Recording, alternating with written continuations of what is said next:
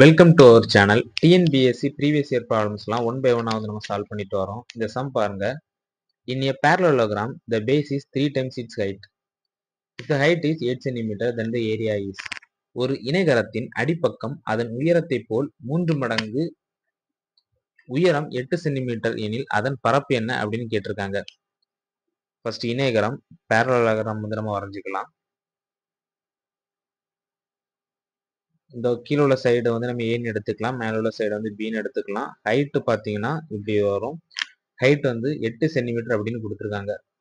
என்ன சொல்லியிருக்காங்க அப்படின்னா பேஸ், அதாவது இந்த இடம் வந்து ஹைட்டை விட 3 மடங்கு அதிகமாக இருக்கு அப்படின்னு சொல்றாங்க. ஹைட் வந்து 8 சென்டிமீட்டர் அப்படின்னா 8 × 3 ஒரு 24. பேஸ் வந்து 24 சென்டிமீட்டரா இருக்கு.